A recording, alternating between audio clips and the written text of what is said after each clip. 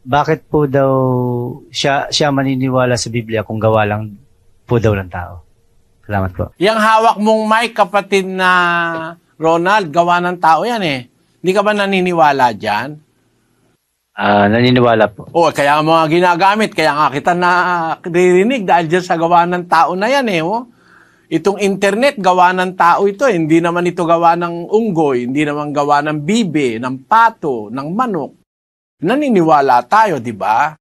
Ngayon, ang Biblia, ba't tayo naniniwala ay gawa ng tao? Hindi gawa ng tao ang Biblia, gawa ng Diyos yan.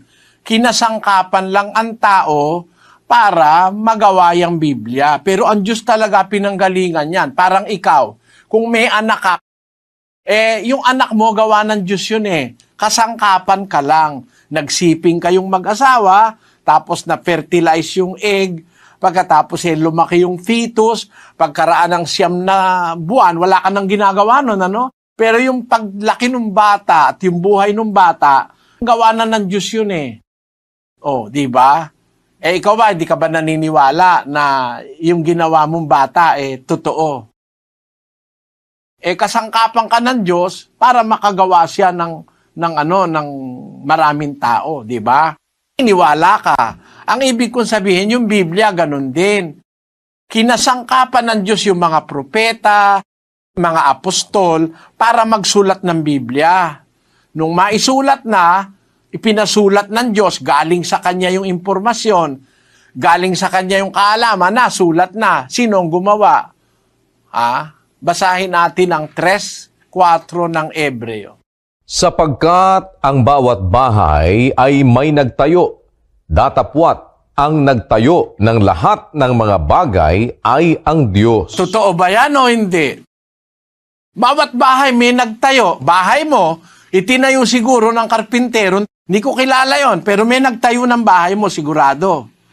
Yun ng bubuyog, may bahay din yun eh. Ang nagtatayo yung bubuyog, no? Yung bahay mo, ikaw ang nagtayo o kaya ang karpintero, no? Pero ang sabi ng Biblia, yung totoo lang na katotohanan, pero ang nagtayo ng lahat ng bagay ay ang Diyos. Bakit? Tingnan mo yung ginamit mong simento, kanino yon? Sa Diyos. Yung ginamit mong bakal sa pagtatayo ng bahay mo, kanino yon? Sa Diyos. Ikaw na nagtayo ng bahay, kanino ka? Sino nagbigay sa iyo ng lakas? Ang Diyos. Nung matapos na yung bahay, sino nagtayo? Ikaw. Pero ang totoo, galing sa Diyos yon. Sabi ni Pablo, ang bawat bahay may nagtayo, ngunit ang nagtayo na lahat ng bagay ay ang Diyos. Kaya, ang lahat ng bagay nagawa sa pamagitan ng Diyos.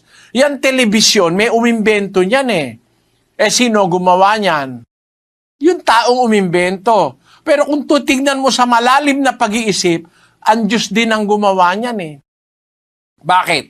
Yung salamin, yung bakal na ginamit sa telebisyon, yung utak mo na nakaimbento ng telebisyon, sa Diyos galing yun eh. Kaya ang kredito sa Diyos. Ganon din ang Biblia, kapatid.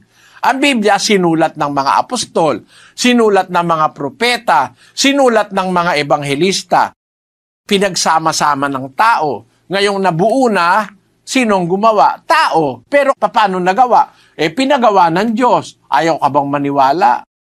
Yun nga hindi ipinagawa ng Diyos, pinaniniwalaan mo eh. Wala ka namang mababasa, sabi ng Diyos, gumawa ka ng mikropono. Ngayon, nagsasalita ka sa mikropono, nagagamit mo, naniniwala ka. Kasi, kung hindi sa tao ipasusulat ang Biblia, bawat pasulat sa anghel, hindi mo naman mababasa. Iba ang salita ng anghel kaysa sa salita ng tao. Ipasulat mo sa manok, hindi mo mababasa ng tao. Kasi yung mga taong hindi maintindihan ng sulat, sabi ng iba, sulat manok naman yung sulat mo eh.